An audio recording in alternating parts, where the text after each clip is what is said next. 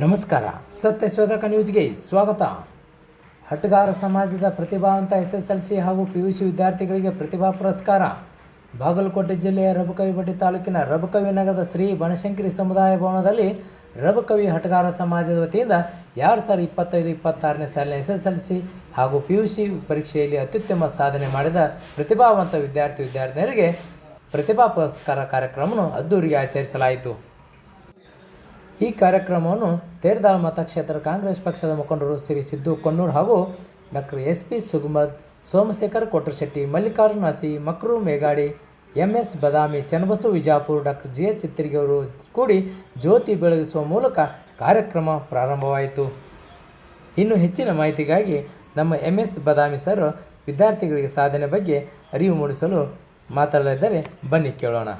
ಮಾಡಬೇಕು ಅಂತ ನಮ್ಮ ಯೋಜನೆ ಇದನ್ನ ಯಾಕೆ ಮಾಡೋದು ಅಂದ್ರೆ ಆ ವಿದ್ಯಾರ್ಥಿ ಎಲ್ಲರೂ ಆರಾಮ ನಿದ್ದೆ ಮಾಡೋ ಮುಂದೆ ಅವ ಎಚ್ಚಿರ್ತಾನೆ, ಅವ ಅಧ್ಯಯನ ಮಾಡ್ತಾನೆ, ಅವ ಪ್ರಯತ್ನ ಮಾಡ್ತಾನೆ.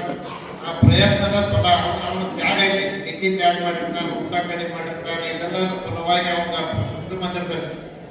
ನಾವೀಗ ಸನ್ಮಾನ ಮಾಡಿದಾಗ ನಾ ಮಾಡಿದ ಸಾರ್ಥಕ ನೋಡತ್ತ, ಆ ಮಾಡಿದ್ದು ಸಾರ್ಥಕ ಆಗ್ತದೆ. ಇದು ಒಂದು. ಎರಡನೇ ಅಂಶ ಅಂದ್ರೆ ಇನ್ನು ಮುಂದೆ ಇನ್ನೂ ಹೆಚ್ಚಿನ ಸಾಧನೆ ಮಾಡಿದ್ರೆ ನನಗಿನ್ನೂ ಹೆಚ್ಚಿನ ಮಾನ ಸನ್ಮಾನ ಸಿಗ್ತಂತ ಅನ್ನೋದು ಅವ್ರ ಕಲ್ಪನೆ.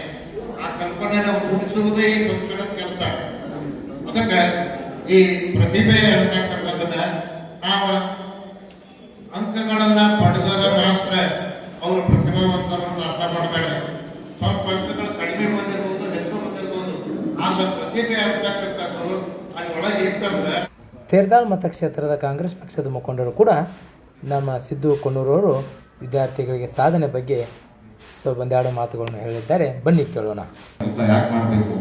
ಈಗ ನೋಡ್ರಿ, ಇದ್ರೊಳಗೆ ಗಂಡು ಮಕ್ಕಳು ಅದಾರ, ಹೆಣ್ಮಕ್ಳು ಅದಾರ. ನನ್ನ ಮಕ್ಕಳಿಗೆ ಇವತ್ತು ಸನ್ಮಾನ ಮಾಡಿದ್ರು, ಆದ್ರೆ ಅವ್ರ ಮಕ್ಕಳಿಗೆ ಮಾಡಲಿಕ್ಕೆ ಅಂತದ್ದು ಬಹಳ ನೋವಾಗ್ತದೆ. ಮುಂದಿನ ಸಲ ನನ್ನ ಮಗನು ಹಂಗ ಸ್ಟ್ಯಾಂಡರ್ಡ್ ಮಾಡಬೇಕು, ಹಂಗ ಪರ್ಸೆಂಟೇಜ್ ತೆಗಿಯೋ ಮಾಡಿಸ್ಬೇಕು, ನನ್ನ ಮಕ್ಕಳಿಗೂ ಚಲೋ ವಿದ್ಯಾಭ್ಯಾಸ ಕಲಿಸ್ಬೇಕು ಅನ್ನೋದು ತಾಯಿ ತಂದೆಯೊಳಗೆ ಬರ್ತೈತಿ.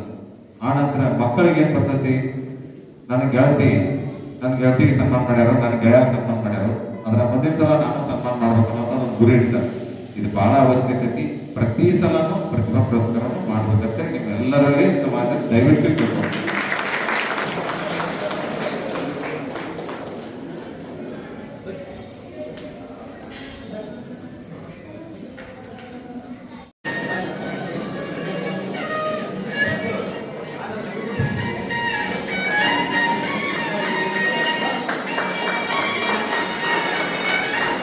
ಈ ಕಾರ್ಯಕ್ರಮದ ನಿರೂಪಣೆ ಸಾಗರ್ ಬಾಪುರಿ, ಸ್ವಾಗತವನ್ನು ವಿರೂಪಾಕ್ಷಪ್ಪ ಫಕೀರ್ಪುರ್, ಸ್ವಾಗತ ವಂದಾರ್ಪಣೆಯನ್ನು ಅನಿಲ್ ಹುಲ್ಲೂರು ಮಾಡಿದ್ದಾರೆ.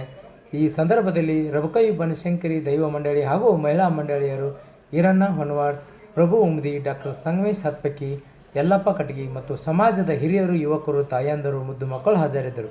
ವರದಿ ಪ್ರಕಾಶ್ ಶಿರೋಳ್, ರಬಕವಿಬೆಟ್ಟಿ. ನಿರಂತರ ಸುದ್ದಿಗಾಗಿ ನೋಡ್ತಾ ಇರಿ ಸತ್ಯಶೋಧಕ ನ್ಯೂಸ್. ಅವ್ರಿಗೆ ಪ್ರೋತ್ಸಾಹ ಮಾಡೋದ್ರ ಮೂಲಕ ಹೃದಯ ಶ್ರೀಮಂತಿಕೆಯನ್ನ ನಾವು ತೋರಿಸ್ಕೋಬೇಕು. ಆ ನಿಟ್ಟಿನಲ್ಲಿ ನಮ್ಮ